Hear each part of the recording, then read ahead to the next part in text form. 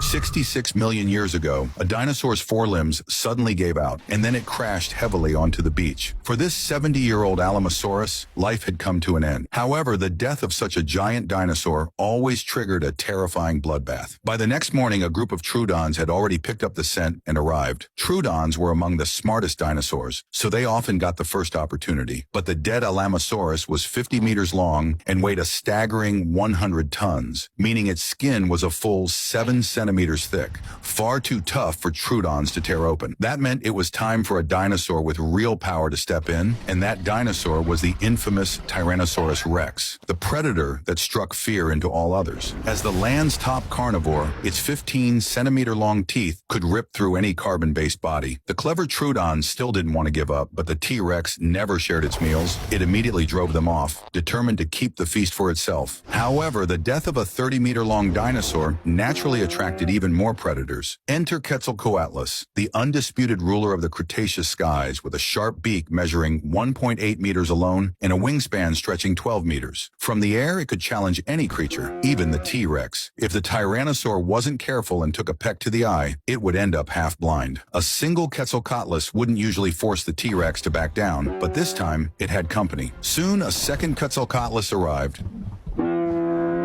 And now, facing two opponents, the T-Rex was in serious trouble. A fight was inevitable. Despite their numbers, the Quetzalcoatlus pair avoided direct combat, using their aerial advantage to harass the T-Rex from above. Since the T-Rex couldn't fly, it had no way to counterattack. In the end, the frustrated tyrant had no choice but to retreat. This time, it had only lost due to the open terrain, but next time might be different. Now, the two pterosaurs could eat their fill. But that T-Rex wasn't about to give up. It had learned its lesson and went home to fetch its mate before heading into the forest. With two T-Rexes hunting together, the danger wasn't just doubled, it was a game changer. Yet they didn't grow overconfident. Skilled hunters always stay humble. The nearby Triceratops herd might have been delicious, but they were formidable opponents, so the T-Rexes needed a perfect plan. Night fell quickly, and the two T-Rexes began to stir. Thanks to their stereoscopic vision, darkness was no obstacle. To them, night and day were the same. Despite their massive size, thick footpads allowed them to move almost silently, making them terrifying nocturnal hunters. This time, their targets were a group of Edmontosaurus. While these dinosaurs lacked strong defenses, they were nearly as large as the T-Rex and twice as fast, meaning the predators had only one chance to strike. The pair had hunted together countless times, so they took their positions flawlessly. The Edmontosaurus family kept sentries on watch while resting, so one T-Rex deliberately made noise to lure the lookout away, while the other slipped into the herd unseen. Despite their caution, the Edmontosaurus failed to detect the hunters, and that's when the killing began. The male T-Rex